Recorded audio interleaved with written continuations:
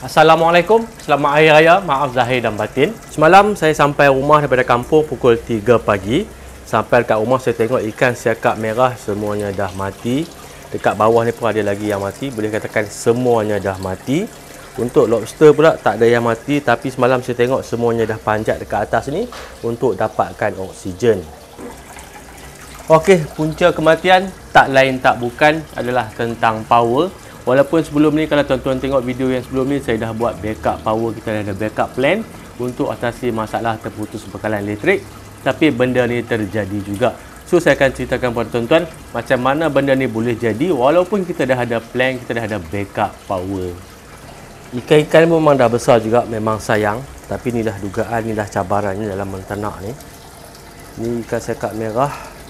Sebab itulah selalu saya tekankan kalau nak bela ikan ni memang kena ada backup power. Sedangkan dah ada backup power pun boleh lagi timbul masalah.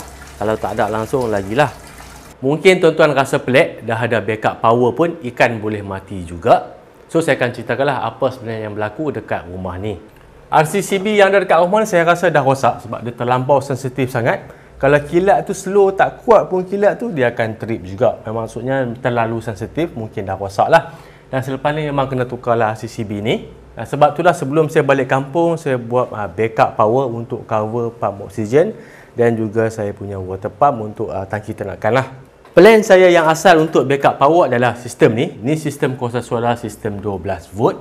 Dekat sini kita ada solar charge controller, dekat bawah ada bateri lithium ion phosphate 100 mAh.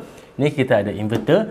So dekat sini kita adalah output AC 230 volt. Kemudian saya sambungkan kepada ATS dan kita boleh combine sekali power daripada TMB.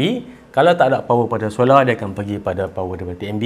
Kalau ada power daripada solar, dia akan pergi dekat solar. Dan untuk sistem ni, tuan-tuan boleh tengok video sebelum ni. Saya cerita dengan detail macam mana sistem ni berfungsi dan macam mana cara tuan-tuan nak pasang sistem ni.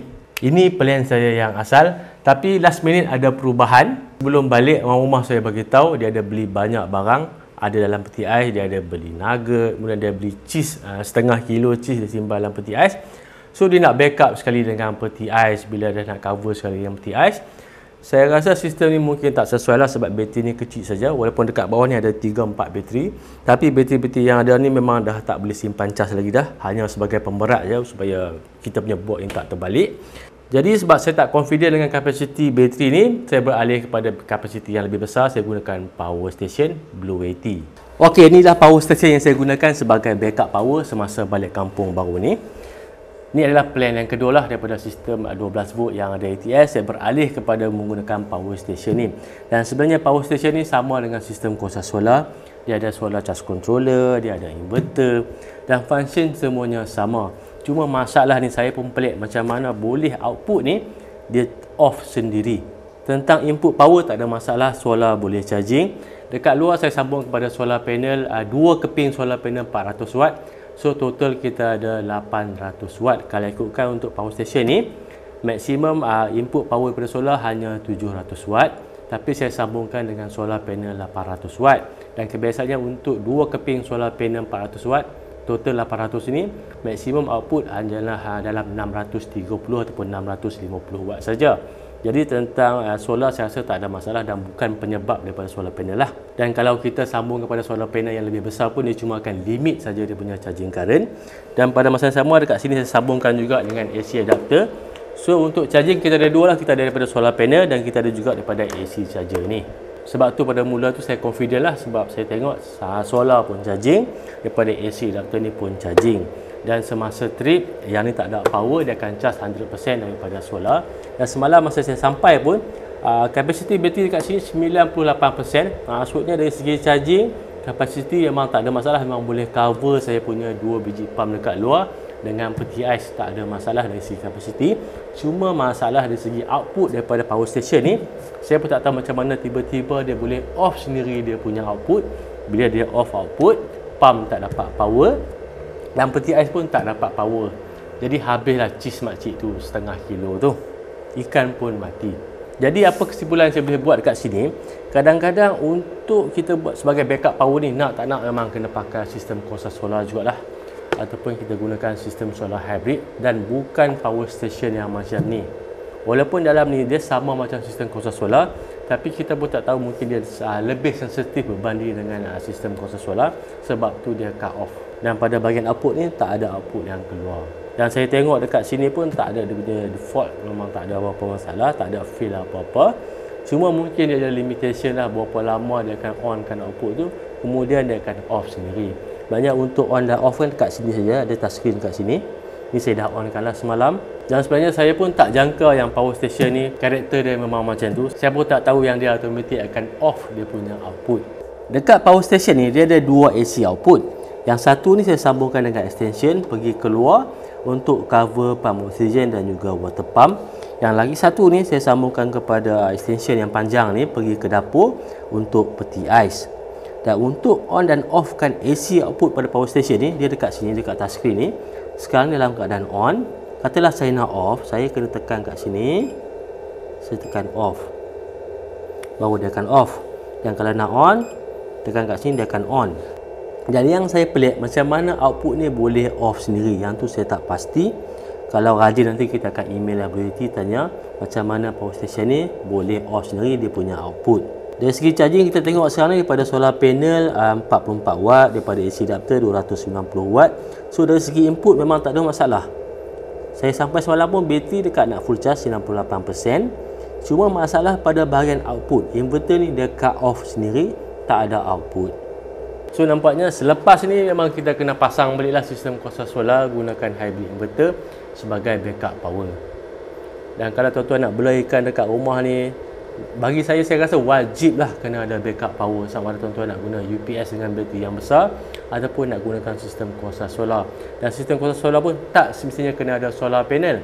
Maksudnya tuan-tuan boleh gunakan inverter solar tu, konsep dia sama macam UPS, sambungkan kepada bateri. Bila tak ada power pada TMB, dia akan gunakan power daripada bateri. Dan untuk bateri, kalau dulu kita rasa macam bateri mahal, dah lah mahal, boleh pakai cuma 2 tahun. Itu dulu tuan-tuan. Tapi sekarang ni kita boleh gunakan bateri lithium ion phosphate. Dia punya charge cycle sampai 6000.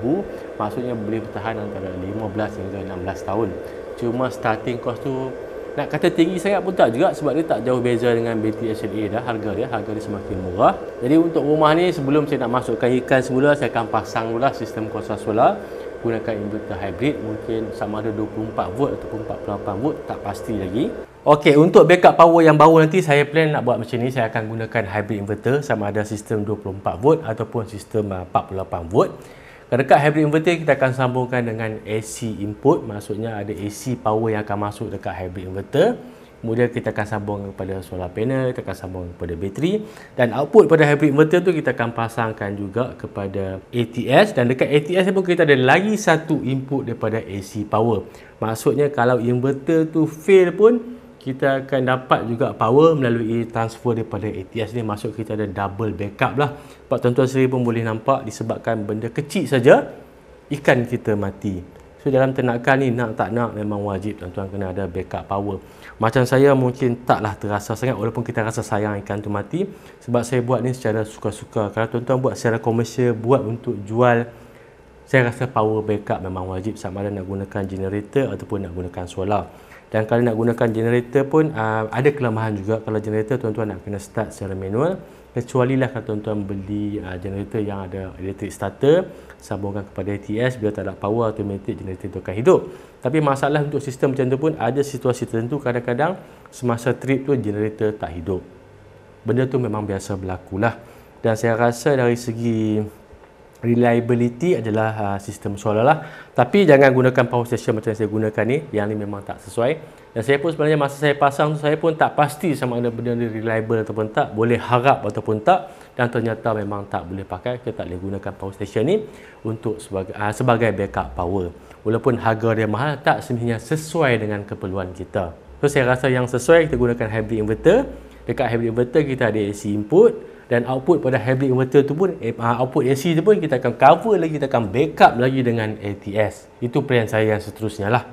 Dan kalau kita gunakan hybrid inverter, kemudian kita gabungkan sekali dengan ATS, lebih reliable lah. Maksud kita ada dua AC source, walaupun daripada AC source yang sama. Tujuan adalah untuk situasi yang mana kita takut nanti hybrid inverter tu rosak, tak ada AC output keluar, ikan akan mati juga. Jadi sebab tu saya akan gabungkan sekali solar hybrid inverter dengan ATS ni. Kalaulah kita AC output ada, Tapi inverter yang rosak, dia akan switch over dekat sini pula. Walaupun AC power source itu adalah daripada power TNB, power yang sama saja, tapi kita ada dua tempat yang akan transfer, dekat seorang hybrid inverter dan juga dekat ATS. Lebih reliable lah. Jadi untuk hari ni saya cuma nak kemaslah, nak buang ikan-ikan yang mati ni. Untuk air saya akan biarkan sajalah, kita boleh guna lagi air ni, tak ada masalah. Dan bila ikan dah mati, dalamnya ada amonia, amonia ni akan jadi baja untuk tanaman lah. Dan mungkin tak payah tukar air, kita boleh masih gunakan air yang sama juga. Dan untuk hari ni memang saya kena cuci lah, kena kemaskan balik semua. Rumah pun bersepah, daun kering banyak masuk.